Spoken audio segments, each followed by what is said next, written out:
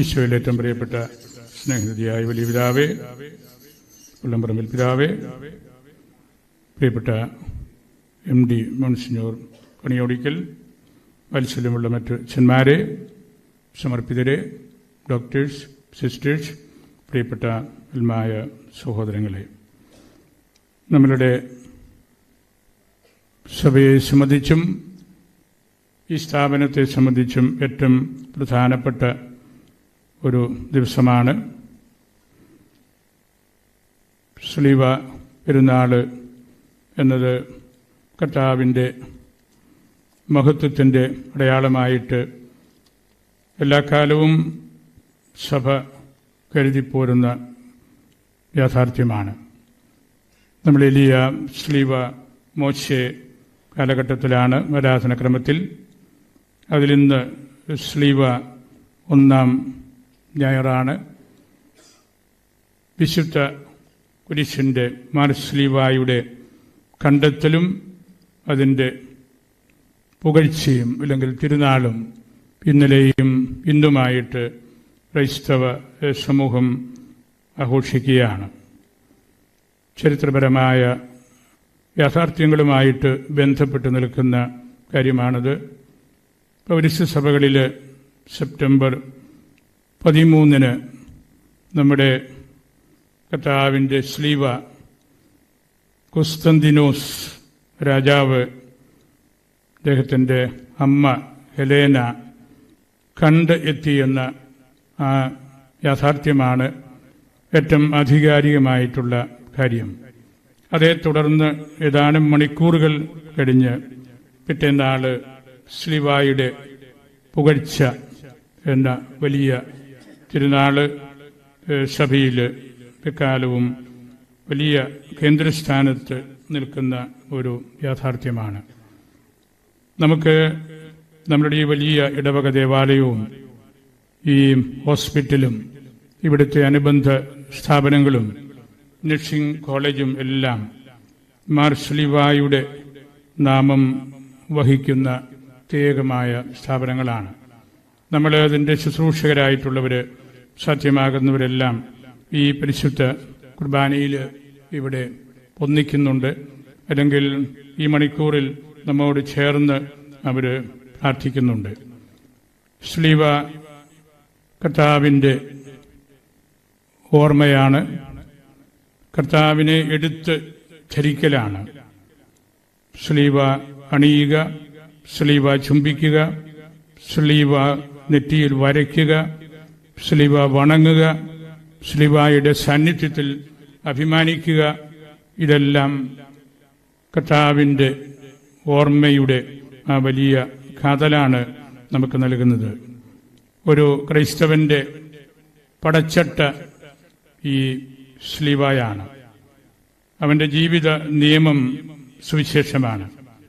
മിശിഹായുടെ കൃപയാൽ കർത്താവിൻ്റെ സ്ലീവ അതിനോട് താതാത്മ്യപ്പെടാനായിട്ട് ആരെല്ലാം പരിശ്രമിക്കുന്നുവോ അവർക്കാണ് ക്രൈസ്തവ സമൂഹത്തിൽ നിലനിൽപ്പുള്ളത്, അല്ലെങ്കിൽ തുടർച്ചയുള്ളത്. മരണത്തിൻ്റെ കല്ലറയിൽ നിന്നുള്ള ഉത്ഥാനമാണ് സ്ലീവ നമ്മെ ഓർമ്മിപ്പിക്കുന്നത്. ഉയിർക്കുവാനുള്ള മരണമായിരുന്നു കർത്താവിൻ്റേത്. നാം ഓരോരുത്തരുടെയും അപ്രകാരം ആയിരിക്കണമല്ലോ. ജീവിത സമരത്തിൽ വാളല്ല, സ്ലീവായാണ് കർത്താവ് നമുക്ക് നൽകുന്നതെന്ന് വിശുദ്ധ പൗലോസും നമ്മളുടെ ആരാധന ക്രമവും എല്ലാം നമ്മെ പഠിപ്പിക്കുന്നത് ഈ അവസരത്തിൽ നമ്മുടെ ഹൃദയത്തിൽ നമ്മൾ കാത്ത് സൂക്ഷിക്കേണ്ട യാഥാർത്ഥ്യമാണ്. ഈശോയുടെ പെസഹ രഹസ്യങ്ങളോട് ഏറ്റവും അടുത്ത് നിൽക്കുന്ന യാഥാർത്ഥ്യമാണ് നമ്മളുടെ പൗരസ്ത്യ സഭകളിൽ എല്ലാം പിതാക്കന്മാർ അവരുടെ കരങ്ങളിൽ വഹിക്കുന്ന സ്ലീവ. നമ്മൾ മാർത്തോമ്മ ക്രിസ്ത്യാനികൾ മാർത്തോമ്മ സ്ലീവ കഴുത്തിൽ ധരിക്കുകയും കരങ്ങളിൽ പിടിക്കുകയും ചെയ്യുന്നതിൻ്റെ എല്ലാം അർത്ഥം ഈ ഉത്ഥാനത്തിൻ്റെ രഹസ്യം നമ്മൾ പരസ്യമായിട്ട് പ്രഘോഷിക്കുന്നു എന്നതാണ്. അപമാനത്തിൻ്റെയും മരണത്തിൻ്റെയും നാണക്കേടിൻ്റെയും എല്ലാം പ്രതീകമായിരുന്നല്ലോ കുരിശ്. എന്നാൽ ഈശോയുടെ മരണത്തിലൂടെ അത് വിജയത്തിൻ്റെ ഏറ്റവും പ്രത്യക്ഷമായ അടയാളമായിട്ട് മാറി. ജീവനിലേക്കുള്ള കടന്ന് പോകലിൻ്റെ ആചാരമായി പൂത്ത് തളിർത്ത് നിൽക്കുന്ന സ്ലീവ രക്ഷാകരമായി തീർന്നത് ഈശോയുടെ ഉത്ഥാനത്തോടു കൂടിയാണ്. ഈശോയുടെ കുരിശ് പൂത്ത് ആണ് നിൽക്കുന്നത്. അതിൻ്റെ ശിഖരങ്ങൾ യുഗങ്ങളിലേക്കും ചക്രവാളങ്ങളിലേക്കും വ്യാപിച്ചാണ് നിൽക്കുന്നത്. സഭയുടെ കാലഗതികളെ അതിലംഘിച്ച് സ്ലീവ മരണത്തിൻ്റെയും ഉയിർപ്പിൻ്റെയും അടയാളമായിട്ട് നിൽക്കുന്നു. പൂത്ത് ഫലം ചൂടി ശാഖകൾ വിരിച്ച് ജനപദങ്ങളിലേക്ക് എത്തി നിൽക്കുന്ന സ്ലീവയാണ് മാർത്തോമ സ്ലീവ.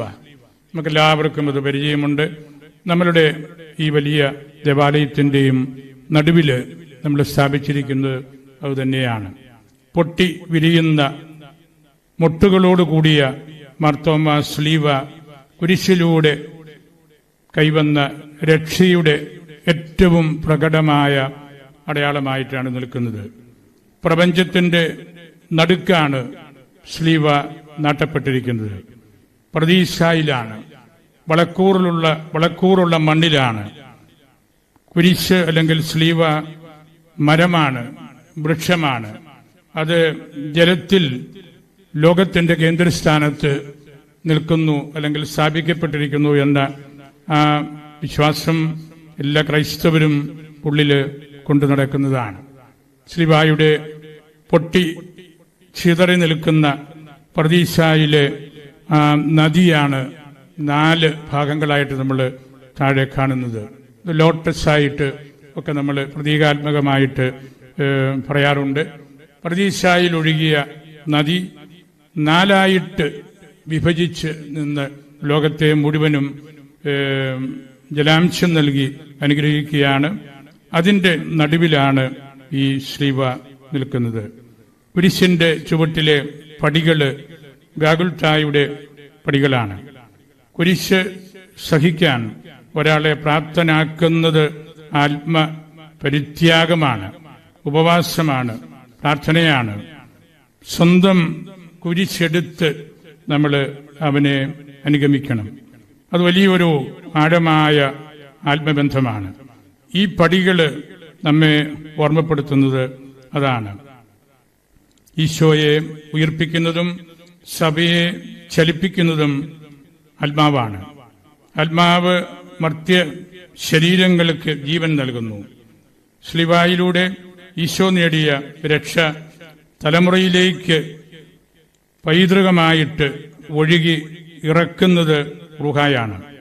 കുരിശിലേക്ക് പറന്ന് ഇറങ്ങുന്ന റൂഹ സ്ലീവായിലൂടെ നേടിയ ജീവന്റെ നിത്യവ്യാപനത്തെയാണ് സൂചിപ്പിക്കുന്നത്. അങ്ങനെ നമ്മുടെ പ്രാർത്ഥനകളിൽ, നമ്മുടെ ദേവാലയങ്ങളിൽ, നമ്മുടെ ശരീരത്തിൽ ഒക്കെ നമ്മൾ ധരിക്കുന്ന ഈശോയുടെ അടയാളമാണ് സ്ലീവ. ഈ സ്ലീവായിലൂടെ പ്രകാശിതമാകുന്ന ദൈവ ദർശനവും പ്രപഞ്ച ദർശനവും മനുഷ്യ ദർശനവും സഭയുടെ പ്രീച്ചിങ്ങിന്റെ കാതലാണ്. നമ്മളുടെ സഭ കാത്തു സംരക്ഷിക്കുന്ന മാർത്തോമ സ്ലീവായുടെ അത്ഭുതകരമായ ദൈവശാസ്ത്രവും അതിൻ്റെ പ്രതീകാത്മകമായ അർത്ഥവുമെല്ലാം സാർവത്രിക സഭയ്ക്കും ഒരു മുതൽക്കൂട്ടാണ്. വടബാദൂർ സെമിനാരിയുടെ ആദ്യ റെക്ടറായിരുന്ന മോൺസിഞ്ഞോർ വഞ്ചിപ്പുരയ്ക്കല് ഈ സ്ലീവ വടബാദൂർ സെമിനാരിയിൽ പ്രതിഷ്ഠിച്ചു കഴിഞ്ഞ് കുട്ടികളോട് പറയുമായിരുന്നു, ഇതൊരു പുഷ്പം പോലെയാണ്. ഈ സ്ലീവായെ ഒരിക്കലും തർക്കവിഷയമാക്കരുത്. ഇതൊരു പുഷ്പമാണ്. ഉത്ഥാനം ചെയ്ത ഈശോയാണ്. അതിൻ്റെ എല്ലാ ഭാഗങ്ങളിലും നിൽക്കുന്നത് മൊട്ടുകളാണ്. ആ മൊട്ടുകൾ വിടരേണ്ടതാണ്. അതിൻ്റെ മുകളിൽ റൂഹായാണ്. ഈ രീതിയിൽ വേണം ഈ സ്ലീവായെ നിങ്ങൾ മനസ്സിലാക്കേണ്ടതെന്ന് അച്ഛനൊന്ന് കുട്ടികളോട് പറഞ്ഞു കൊടുത്ത കാര്യം ശിഷ്യന്മാരായ വൈദികർ പലയിടത്തും പ്രഘോഷിക്കുന്നതും ഞാൻ കേട്ടിട്ടുണ്ട്. നമുക്ക് നമ്മെ സംബന്ധിച്ച് ഇന്ന് ഈ മാർച്ച് സ്ലീവ മെഡിസിറ്റിയിൽ നമ്മൾ ഒന്നിക്കുമ്പോൾ നമുക്കും നമ്മുടെ വിശ്വാസത്തിൻ്റെയും സുവിശേഷവൽക്കരണത്തിൻ്റെയും മാനവികതയുടെയും എല്ലാം ഏറ്റവും ഉദാത്തമായ അടയാളമായിട്ട് സ്വീകരിക്കേണ്ടതും ഈ ശ്രീവായയാണ്. അതുകൊണ്ടാണ് ഇന്നത്തെ സുവിശേഷ വായന സഭ നമുക്ക് എമ്മാവൂസ് ശിഷ്യന്മാരുടെ ആ ഭാഗം നിശ്ചയിച്ചു തന്നിരിക്കുന്നത്. എമ്മാവൂസിലേക്ക് അവർ നിരാശപ്പെട്ടു പോയി. ഒരു പരിധിവരെ അവർ റോങ് വേയിലൂടെ പോവുകയായിരുന്നു. അവർ സത്യത്തിന്റെ വഴിയിലായിരുന്നു, ജെറുസലേമിലായിരുന്നു. അവിടെയായിരുന്നു ഈശോ ദേവാലയം ശുദ്ധീകരിച്ചത്, ഈശോ പരിശുദ്ധ കുർബാന അർപ്പിച്ചത്, ലാസ്റ്റ് സപ്പർ, ഈശോ ഉത്ഥാനം ചെയ്തത്, പരിശുദ്ധ റൂഹായുടെ വരവിലൂടെ സഭയെ സ്ഥാപിച്ചത് എല്ലാം ജെറുസലേമിലായിരുന്നു. ജെറുസലേം വിട്ടുപോകുന്ന ആ പ്രിയപ്പെട്ട ശിഷ്യന്മാര് അവർ വേദനിച്ചിരുന്നു. അവരെ ഈ സ്ലീവ പെരുന്നാളിൽ നമുക്ക് നൽകുന്നത് അവര് ആ സ്ലീവായുടെ അർത്ഥം പൂർണ്ണമായിട്ട് മനസ്സിലാക്കിയിരുന്നില്ല എങ്കിലും അവരുടെ ആത്മീയതയിൽ അവരത് കൊണ്ടു നടന്നിരുന്നു. അതിൽ ക്ലയോഫാസ് നമുക്ക് നൽകുന്ന വിശദീകരണം നമ്മൾ കേട്ടു. വലിയൊരു കാറ്റഗറ്റിക്കൽ ടെക്സ്റ്റ് പോലെയാണ് അദ്ദേഹത്തിന്റെ പ്രഭാഷണം അതേപടി ഇവിടെ കൊടുത്തിരിക്കുന്നത്. ലൂക്കാസ് സുവിശേഷകൻ തന്റെ സുവിശേഷത്തിന്റെ മർമ്മമായിട്ടും ഇതിനെ കൊണ്ടുവന്നതും അതുകൊണ്ടാണ്. വലിയൊരു പ്രബോധന ക്ലാസ്സാണ്, ഒരു ഡോക്ട്രൈനലായിട്ടുള്ള ടീച്ചിങ് പോലെയാണ് ഈശോയോട് അദ്ദേഹം സംസാരിക്കുന്നതും പെരുമാറുന്നതും എല്ലാം. പക്ഷേ അതിലേറ്റവും പ്രധാനപ്പെട്ട കാര്യം അദ്ദേഹത്തിന് ഗ്രഹിക്കാനായിട്ട് സാധിച്ചില്ല. ഈശോ ഉത്ഥാനം ചെയ്തുവെന്നും ഉത്ഥാനം ചെയ്ത ഈശോയാണ് തങ്ങളുടെ കൂട്ടത്തിലുള്ളതെന്നും അവർക്ക് തിരിച്ചറിയാനായിട്ട് സാധിച്ചില്ല. അതുകൊണ്ടാണ് ഈശോ അവരുടെ കൂട്ടത്തിൽ നടന്ന് എല്ലാ തിരുവചനങ്ങളും ഓൾഡ് ടെസ്റ്റ്മെന്റിലെ പ്രവാചകന്മാരുടെ കാര്യമെല്ലാം പറഞ്ഞു. അവിടെ നമ്മൾ മനസ്സിലാക്കേണ്ടത് പഴയ നിയമത്തിലൂടെ മാത്രമേ നമുക്ക് ഈശോയെയും ഈശോയുടെ സ്ലിവായെയും ഉത്ഥാനത്തെയും മനസ്സിലാക്കാൻ പറ്റൂ എന്നതാണ്. നമ്മളെല്ലാ തിരുനാളുകളിലും 4 തിരുവചന വായനകൾ നിർബന്ധമായിട്ടും സൂക്ഷിക്കപ്പെട്ടിരിക്കുന്നതും അതുകൊണ്ടാണല്ലോ. പഴയ നിയമത്തിലൂടെ നമ്മൾ കടന്ന് ലേഖനത്തിലൂടെ നടന്ന് ഉത്ഥാനത്തിന്റെ അടയാളമായി സുവിശേഷത്തിലേക്ക് വരികയാണ്. അപ്പൊ അതുകൊണ്ട് ദൈവവചന വ്യാഖ്യാനം ഏറ്റവും പ്രധാനപ്പെട്ട കാര്യമായിട്ട് നമ്മൾ എടുക്കണം. വലിയ ദാർശനികനായ മാർട്ടിൻ ഹൈഡഗർ പറഞ്ഞിരിക്കുന്ന ഒരു കാര്യമുണ്ട്. To interpret is to say what is not said in the text but which is contained in the text but invisible to the superficial eyes. വ്യാഖ്യാനം അല്ലെങ്കിൽ ഹെർമെന്യൂട്ടിക്സ് എന്നത് is to say what is not said explicitly in the text. Eesho അവിടെ ഒരു ഇന്റർപ്രറ്ററായിട്ട് നിൽക്കുകയാണ്, എല്ലാം വ്യാഖ്യാനിച്ച് കൊടുക്കുകയാണ്. എഴുതിയതിന് അപ്പുറത്തേക്ക് കർത്താവ് അവരെ കൂട്ടിക്കൊണ്ടുപോയി. Before opening the eyes Jesus opened the entire scriptures. അപ്പോൾ അവർക്കെല്ലാം മനസ്സിലായി പ്രവാചകന്മാരുടെ അർത്ഥം എന്താണെന്നും മോശയാരാണെന്നും പഴയ നിയമത്തിന്റെ പ്രാധാന്യം എന്താണെന്നും എല്ലാം അവർക്ക് മനസ്സിലായി. അങ്ങനെ മനസ്സിലായപ്പോഴും ഈശോ അവരെ അങ്ങനെ വിട്ട് മാറിയില്ല. ആ ഒരു എക്സ്പീരിയൻസ് കിട്ടിയതിനു ശേഷവും ഉത്ഥിതനായ ഈശോ അവരെയും കൂട്ടി അവരുടെ വീട്ടിലേക്ക് പോയി അപ്പമെടുത്ത് വാഴ്ത്തി വിഭജിച്ച് മുറിച്ച് അവർക്ക് കൊടുത്തപ്പോൾ അവർക്കെല്ലാ സത്യങ്ങളും മനസ്സിലായി. അവിടെയും നമ്മൾ മനസ്സിലാക്കേണ്ട ഒരു കാര്യം, വേദപുസ്തകം നമ്മൾ കേട്ടു, വായിച്ചു, അതിന്റെ വ്യാഖ്യാനങ്ങൾ മനസ്സിലായി. അതുകൊണ്ട് മാത്രം വിശുകാരഹസ്യം പൂർണ്ണമായിട്ട് നമുക്ക് കിട്ടുന്നില്ല.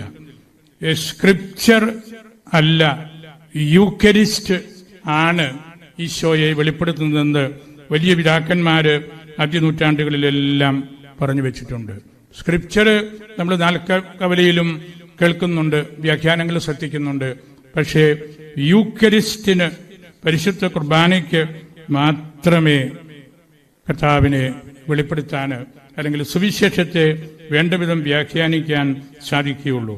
അതുകൊണ്ട് പൗരസ്ത്യ പിതാക്കന്മാര് എപ്പോഴും പറയുന്നത് Eucharist is Christ himself, it is the embodiment of the Pascal mystery. ആ അടിസ്ഥാന യാഥാർത്ഥ്യം നിലനിൽക്കുന്നത് കൊണ്ടാണ് ഈശോയാണ് എല്ലാ കുർബാനയുടെയും മെയിൻ സെലിബ്രന്റ്. മറ്റാരെയും പരിശുദ്ധ കുർബാനയുടെ മെയിൻ സെലിബ്രന്റ്, മുഖ്യ കാർമ്മികൻ എന്ന് നമ്മൾ വിളിക്കരുത് എന്ന് പിതാക്കന്മാരുടെ ചിന്തകളിൽ പലപ്പോഴും കണ്ടുമുട്ടുന്ന ഒരു യാഥാർത്ഥ്യമാണ്. ഏതു കുർബാനയിലും മെയിൻ സെലിബ്രന്റ് ഈശോയാണ്. ഈശോയുടെ രക്ഷാകര രഹസ്യമാണ് അവിടെ കാർമ്മികരായിട്ടുള്ള വൈദികരായിട്ടുള്ള ആളുകൾ പരികർമ്മം ചെയ്യുന്നത്.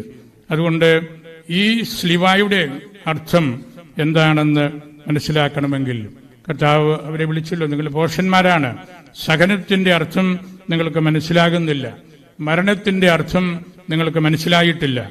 ആ ഒരു അവസ്ഥയിൽ നിന്ന്, അവരുടെ മാനസികമായിട്ടുള്ള ആ ഒരു വിഷമത്തിൽ നിന്ന് അവരെ ഉയർത്തി കൊണ്ട് വരുവാൻ ആണ് കർത്താവ് അവരെ ആ രീതിയിൽ അഡ്രസ് ചെയ്യുന്നതും അവരോട് സംസാരിച്ചതും.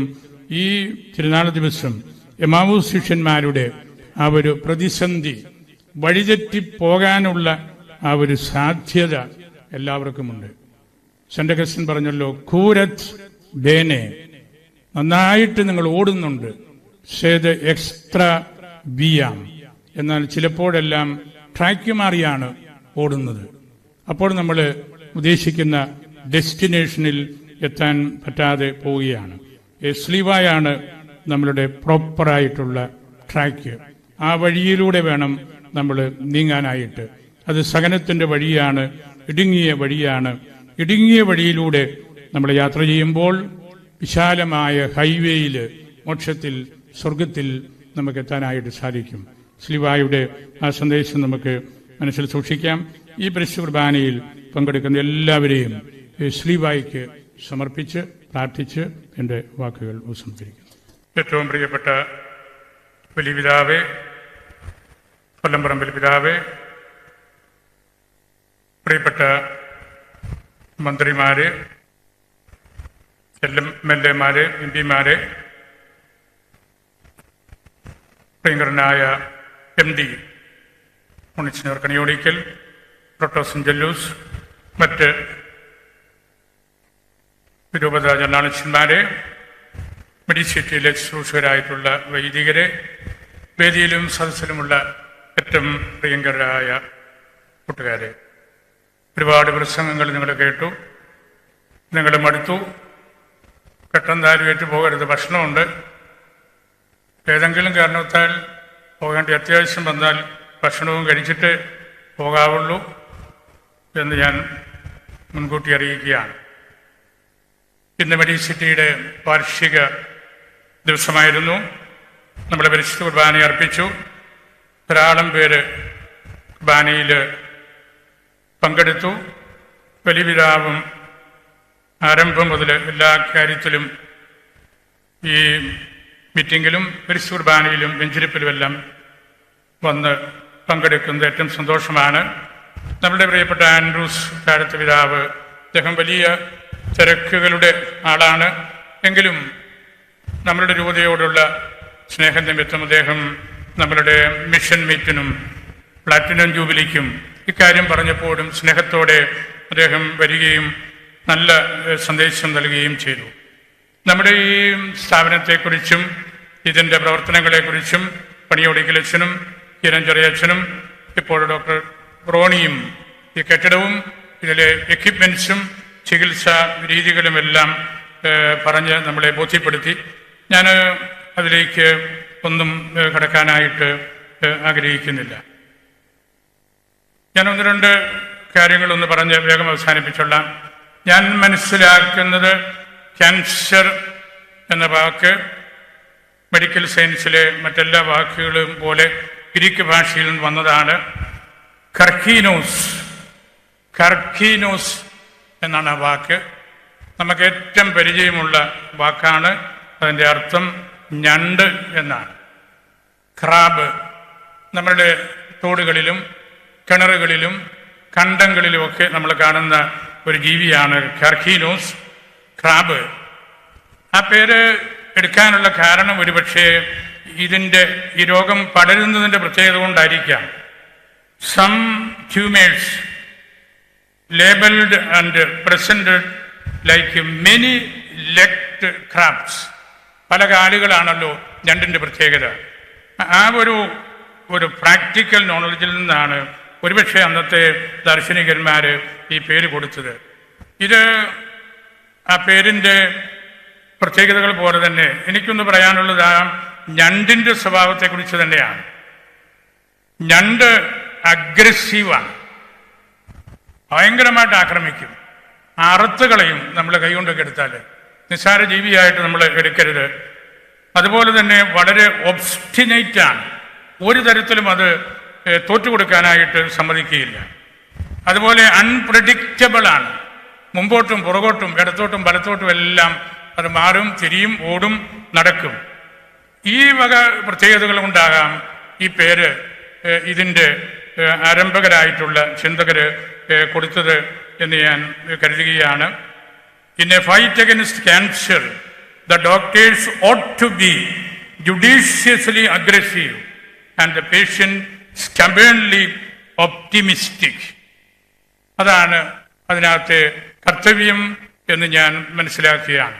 ഇവിടുത്തെ നമുക്ക് നിലവിലുള്ള ആശുപത്രി, അതിൻ്റെ പ്രത്യേകതകൾ, 648 ബെഡ്, ഇപ്പോൾ ഇവിടെ നമ്മൾ വാങ്ങിച്ച എക്യുപ്മെൻറ്റ്സ് അത് സ്വീഡനിൽ നിന്നും UK നിന്നും ജർമ്മനിയിൽ നിന്നും ഒക്കെയാണ്.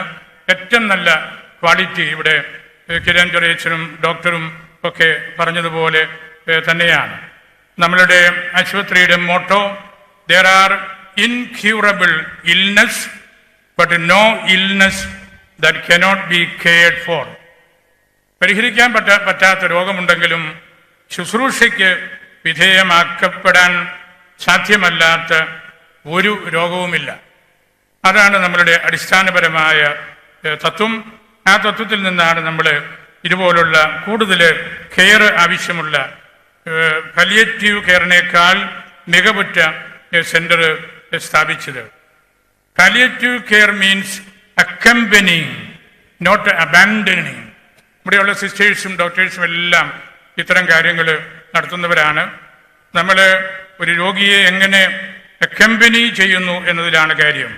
വിശുദ്ധ പൗലോസ് റോമ 13:8 പരസ്പരം സ്നേഹിക്കുന്നുവെങ്കിൽ നിങ്ങൾക്ക് ആരോടും മറ്റു കടപ്പാട് ഒന്നും ഉണ്ടാകരുത്. അയൽക്കാരനെ സ്നേഹിക്കുന്നതിൽ നിയമം പൂർത്തീകരിച്ചു കഴിഞ്ഞു. ഇതാണ് നമ്മുടെ ലക്ഷ്യം. നമുക്ക് വേറെ ഒരു ലക്ഷ്യവുമില്ല. ഇവിടെ ആൻഡ്രൂസ് പിതാവ് പറഞ്ഞതുപോലെ നമ്മൾ ഇതിനകത്തുനിന്ന് ₹1 പോലും ലാഭം ഉണ്ടാക്കാനോ ആ രൂപ എടുത്ത് മറ്റെന്തെങ്കിലും കാര്യം ചെയ്യാനോ ഉദ്ദേശിക്കുന്നില്ല. ₹1 പോലും നമ്മളിവിടെ മറ്റു കാര്യങ്ങൾക്ക് വേണ്ടി ഇൻകം ജനറേറ്റിംഗ് ആയിട്ട് നമ്മൾ എടുക്കുന്നില്ല. അതേസമയം രൂപത സാധ്യമായ വിധത്തിലെല്ലാം അതിൻ്റെ റിസോഴ്സസ് ഉപയോഗിക്കുന്നുണ്ട് എന്ന കാര്യവും നിങ്ങൾക്കറിയാം. പ്രാർത്ഥനയാണ് നമ്മളുടെ ശക്തി. പരിശുദ്ധ ഫ്രാൻസിസ് പിതാവ് പറഞ്ഞല്ലോ, the walls of the hospitals have heard more honest prayers than the walls of churches. പള്ളികളുടെ ഭിത്തികളെക്കാൾ ആശുപത്രി മുറികളുടെ ഭിത്തികളിൽ നിന്ന് ഉയരുന്ന പ്രാർത്ഥനകളാണ് ദൈവം കൂടുതലായിട്ട് കേൾക്കുന്നത്, അല്ലെങ്കിൽ ഓണസ്റ്റ് ആയിട്ടുള്ള പ്രാർത്ഥന അതാണ് എന്ന്. നമ്മൾ മറ്റുള്ളവർക്ക് വേണ്ടിയുള്ള ഒരു പരിചരണമാണിത് എല്ലാ അർത്ഥത്തിലും. ഫിലോസഫർ ഡെക്കാർട്ട് പറഞ്ഞല്ലോ, കൊജിത്തോ എർഗോസും, എനിക്ക് ചിന്തിക്കാൻ കഴിവുണ്ട്, അതുകൊണ്ട് ഞാൻ എക്സിസ്റ്റ് ചെയ്യുന്നു. അതൊരു നിലപാട് മാത്രമാണ്. ചിന്തിക്കാൻ കഴിവില്ലാത്ത എത്രയോ മനുഷ്യരുണ്ട്, അവർ എക്സിസ്റ്റ് ചെയ്യുന്നില്ലേ? കാൽബാർത്ത് അതിനെ ഒരിക്കൽ പൂർത്തീകരിച്ച് പറഞ്ഞു, കൊജിത്തോർ എർഗോസും, മറ്റുള്ളവര് എന്നെക്കുറിച്ച് ചിന്തിക്കുന്നത് കൊണ്ട് ഞാൻ ജീവിക്കുന്നു. അതാണ് അർത്ഥവത്തായ കാര്യം. കൊജിത്തോർ, I am being thought of by you, therefore I exist. ഈ വലിയ സ്ഥാപനത്തിൻ്റെ ഇതുപോലുള്ള പ്രവർത്തനങ്ങളുടെ ആത്യന്തികമായിട്ടുള്ള ലക്ഷ്യമായിട്ട് നമ്മൾ കരുതുന്നത്. നമുക്ക് ഇവിടെ വലിയ പിതാവും ആൻഡ്രൂസ് പിതാവും ഒക്കെ പറഞ്ഞതുപോലെ മറ്റുള്ളവരോടുള്ള ഈ ദേശവാസികളുടെ ആരോഗ്യമാണ് നമ്മളുടെ ലക്ഷ്യം. മറ്റൊരു ലക്ഷ്യവും ഇതിൻ്റെ പിന്നിലില്ല. ഇവിടെ പറയപ്പെട്ടതുപോലെ നിരവധിയായ പ്രയാസങ്ങളും പ്രതിസന്ധികളും എല്ലാം നമുക്കിടയ്ക്കുണ്ടായെങ്കിലും അതെല്ലാം ഇതിൻ്റെ പൂർത്തീകരണത്തിൻ്റെ സ്റ്റെപ്പിംഗ് സ്റ്റോൺസ് ആയിട്ട് നമ്മളെടുക്കുകയാണ് ചെയ്തത്. മറ്റൊരു റിയാക്ഷൻസും നമ്മുടെ ആരോടും ഒരു വാക്ക് പോലും മറുതലിച്ച് സംസാരിച്ചിട്ടില്ല. അത് നമ്മളുടെ ശുശ്രൂഷയുടെ ഭാഗത്ത് ചേരുന്ന കാര്യവുമല്ല. ഞാനിവിടെ വരുമ്പോഴെല്ലാം ആ കാര്യം എപ്പോഴും ആവർത്തിച്ച് പറയുന്നുണ്ട്. നമ്മുടെ പ്ലാറ്റിനം ജൂബിലിയിൽ നമ്മൾ ഫുഡ് ഫാക്ടറി കാർഷിക മേഖലയ്ക്കായി സമർപ്പിച്ചു. നമുക്ക് വലിയ സിവിൽ സർവീസ് ഇൻസ്റ്റിറ്റ്യൂട്ട് ഈ ദേശ സ്നേഹികൾക്ക് വേണ്ടിയുണ്ട്. 1700 വീടുകൾ പൊമ്പാല പ്രോജക്റ്റിൽ നമ്മൾ പണിതു കൊടുത്തു. നമ്മുടെ 10 കോളേജുകളിൽ 3 ഓട്ടോണമസ് പദവി ലഭിച്ചു. ആ കൂട്ടത്തിലാണ് നമ്മളിപ്പോൾ ഈ ക്യാൻസർ ഇൻസ്റ്റിറ്റ്യൂട്ടും ഇതുപോലെ പ്രവർത്തനക്ഷമമാക്കുന്നത്. നമ്മുടെ രൂപതയുടെ ഉത്തരവാദിത്വം വളരെ വലുതാണ്. ഭാഗ്യപ്പെട്ട ധാരാളം കാര്യങ്ങൾ നമുക്കുണ്ട്. പുണ്യവാന്മാർ അല്ലെങ്കിൽ അതുപോലെ പുണ്യത്തിൽ ജീവിക്കുന്ന ആളുകളെല്ലാം. ഇവിടെ അച്ഛൻ പറഞ്ഞതുപോലെ ഞാൻ ഈ രൂപതയിൽപ്പെട്ട ഓരോ അച്ഛനോടും എല്ലാ അച്ഛന്മാരോടും എല്ലാ ഇടവകകളോടും പ്രത്യേകമായിട്ട് നന്ദി പറയുകയാണ്. ഈ മെയിൻ ആശുപത്രി പണിതപ്പോൾ നമ്മുടെ എല്ലാ പള്ളികളുടെയും വരുമാനത്തിൻ്റെ ഒരംശം തന്നിരുന്നു. ഒരു പള്ളി പോലും തരാതിരുന്നിട്ടില്ല. അതാണ് നമ്മുടെ രൂപതയുടെ പ്രത്യേകത, അച്ഛന്മാരുടെ പ്രത്യേകത. പല തലങ്ങളിലായിട്ട് ബഹുമാനപ്പെട്ട കുടിഞ്ഞാലിച്ചൻ്റെയും തടത്തലച്ചൻ്റെയും ഒക്കെ പ്രത്യേക ഇൻട്രസ്റ്റ് വഴി നമ്മൾ ചില പള്ളികളെ സമീപിച്ചു. അവരും നമ്മളെ സഹായിച്ചു. വിശേഷവിധിയായിട്ട് ചെർപ്പങ്കൽ, കത്തീഡ്രൽ, കുടവലങ്ങാട്, അരുവിത്തറ, ഭരണങ്ങാനം, ഷ്രൈന് എന്നിവർ നമ്മുടെ കാര്യത്തിൽ ഇതുപോലെ ഇന്ന് നമ്മൾ കാണുന്നതിൽ ഈ പറഞ്ഞ പ്രത്യേക ഇടവകളും എല്ലാ അച്ഛന്മാരും പ്രൊവിൻഷ്യൽ അമ്മമാരും എല്ലാം സഹായിച്ചിട്ടുണ്ട്. അത് നമുക്ക് വലിയൊരു തുണയാണ്. നമ്മുടെ ചെള്ളാനച്ഛന്മാരുടെ 4 പേരുടെയും വലിയ കാര്യക്ഷമതയുള്ള സാന്നിധ്യവും ചിന്തകളും ഉണ്ട്. കണിയോടിക്കലച്ഛൻ്റെ പ്രത്യേകമായ സാമർഥ്യമാണ് ഇതെല്ലാം കോർഡിനേറ്റ് ചെയ്തത്. നമ്മളുടെ അൽമായർ എന്നും നമ്മളോട് വളരെ സ്നേഹം കാണിക്കുന്നവരാണ്. അവരാണ് ആദ്യമൊക്കെ നമ്മുടെ ആശുപത്രിയുടെ മുറികളൊക്കെ സ്പോൺസർ ചെയ്തത്. എപ്പോഴും നമ്മുടെ കൂട്ടത്തിലുണ്ട്. ആ കൂട്ടത്തിൽ ഇവിടെ പറഞ്ഞതുപോലെ ഞാൻ 2-3 പേരെ മാത്രം അച്ഛന്മാരെയും അൽമായരെയും ഓർക്കുകയാണ്. ഒന്ന് ബഹുമാനപ്പെട്ട വർഗീസ് ജോർജ് കുഞ്ഞിമോൻ മാളിയേക്കൽ, അദ്ദേഹത്തിൻ്റെ വൈഫ് ഷൈല, അതുപോലെ ബഹുമാനപ്പെട്ട സെബാസ്റ്റ്യൻ തയ്യിലച്ഛൻ സ്വിറ്റ്സർലൻഡിലുള്ളത്, പ്രിയപ്പെട്ട ജെയിംസ് തോട്ടപ്പള്ളിലച്ഛൻ, അതുപോലെ ബഹുമാനപ്പെട്ട തോമസ് കടുകപ്പള്ളിലച്ഛൻ. ഞാൻ 4-5 പേരുടെയൊക്കെ പേരെടുത്ത് പറഞ്ഞതേ ഉള്ളൂ. അവർ പ്രാർത്ഥന വഴിയും അവരുടെ സാന്നിധ്യം വഴിയും അവരുടെ മറ്റു സഹായം വഴിയും എല്ലാം നമ്മളോട് വലിയ കരുതൽ കാണിക്കുന്നുണ്ട്. ഇവിടുത്തെ സ്ഥലം മേടിച്ച കണിയാമ്പടിക്കലച്ഛന് ആദ്യകാലത്ത് 3-4 വർഷങ്ങൾ നമ്മുടെ കൂട്ടത്തിൽ എപ്പോഴും ഉണ്ടായിരുന്നു ബഹുമാനപ്പെട്ട മുരിക്കൻ പിതാവ്, പിന്നെ നള്ളക്കാട്ടച്ഛന്, കുടിഞ്ഞാലച്ഛന്, കൊല്ലിത്താനത്തമലയിലച്ഛന്, ഇവരെല്ലാം നമ്മൾ ഒന്നിച്ചിരുന്നുള്ള ചർച്ചകളുടെ ഫലമായിട്ടായിരുന്നു ഇത്. MD-അച്ഛനോട് ചേർന്ന് ഇന്ന് ബഹുമാനപ്പെട്ട CEO അഗസ്റ്റിനച്ഛന്, കുടിഞ്ഞാലച്ഛന്, ഗീലാഞ്ചിറയച്ഛൻ, കരികുളം തച്ഛന്, മാനുവേൽ പാറക്കാട്ടച്ഛന്, മാത്യു ചേന്നാട്ടച്ഛന്, ഗർവാശീസച്ഛന്, അഗസ്റ്റിൻ കൊഴുപ്പംകുറ്റിയച്ഛന്, ഇങ്ങനെ നിരവധിയായ ആളുകളുടെ സാന്നിധ്യവും അവരുടെ കോൺട്രിബ്യൂഷൻസുമുണ്ട്. മുൻ CEO ജസ്റ്റിൻ തോമസിനെ ഞാൻ പ്രത്യേകമായിട്ട് ഓർക്കുന്നു. ഈ വലിയ പ്രോജക്റ്റ് ഇതുപോലെ ഇന്ന് നമുക്ക് സാധ്യമായത് the entire structure is the result of unstoppable hard work under the guidance of MD and under the particular meticulous monitoring and guidance of the project director Father കീലംചിറ. ഞാൻ പ്രത്യേകമായിട്ട് എടുത്ത് പറയുകയാണ്. അല്ലെങ്കിൽ ഇത് അസാധ്യമായ കാര്യമാണ്. നമുക്ക് ഇത്ര സ്ട്രോങ് ആയ ഒരു ബിൽഡിങ്, ഏറ്റവും ലേറ്റസ്റ്റ് ആയിട്ടുള്ള എക്യുപ്മെൻറ്റ്സ്, അതെല്ലാം ഇവരുടെ കൂട്ടായ്മയുടെ ഫലമായിട്ടാണ്.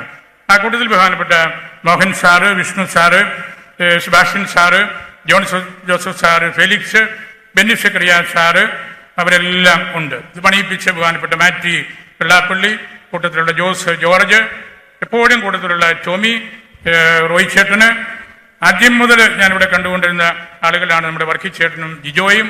അങ്ങനെ ഇത് വലിയൊരു വ്യത്യസ്ത തലങ്ങളിലുള്ള കോമ്പിനേഷനാണ്.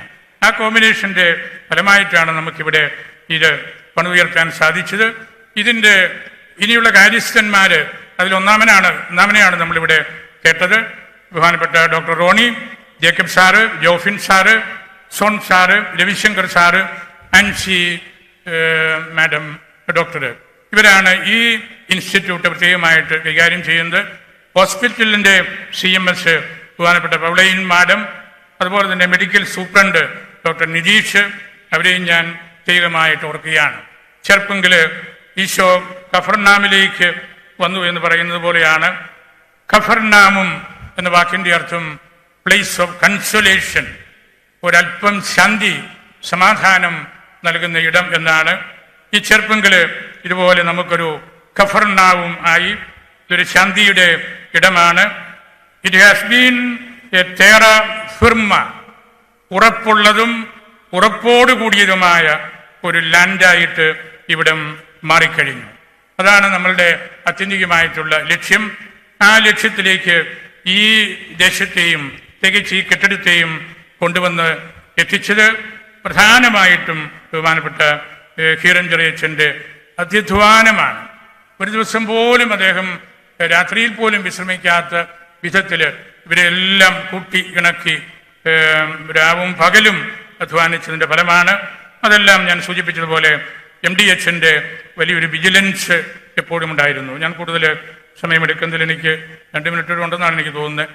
10-ൽ കൂടുതലെന്ന് പ്രത്യേകം പലതവണ ഇവർ പറഞ്ഞു. ഞാനിവിടെ നിർത്താം. നമുക്കിത് ഭാഗ്യപ്പെട്ട ഒരു കാര്യമായിട്ട് ഞാൻ കരുതുകയാണ്. ഇതിൻ്റെ വളർച്ചയും ഇത് നമുക്ക് നൽകുന്ന ആത്യന്തികമായിട്ടുള്ള ലക്ഷ്യവും നമ്മൾ മറക്കരുത്. ഇന്ന് സ്ലിവ പെരുന്നാളാണ്. എമ്മാവൂസിലേക്കുള്ള ശിഷ്യന്മാരുടെ തിരുവചന ഭാഗമാണ് ഇന്ന് സഭ നമുക്ക് നൽകിയത്. As the disciples prayed on the road to Emmaus, മാനെ ഡോംബിസ്കും ഡോമിനെ, നാഥ കൂടെ വസിച്ചാലും. ഇവിടെയുള്ളവരുടെയും നമ്മുടെയും എല്ലാം പ്രാർത്ഥന അതാണ്. May this beautiful prayer be on the lips of every patient and family who came here, and may they truly feel the Lord staying with them. Mane nobiscum domine, നാഥ കൂടെ വസിക്കണമേ എന്നുള്ള ആ പ്രാർത്ഥന എന്നും വലിയ ശക്തി നൽകുമെന്ന് എനിക്ക് ഉറപ്പുണ്ട്. മെഡിസിറ്റിയും ഈ പ്രദേശവും വലിയൊരു കൃപയാണ്. ആലഞ്ചേരി കർദിനാളായിരുന്നു ആശുപത്രി വെഞ്ചരിച്ചത്.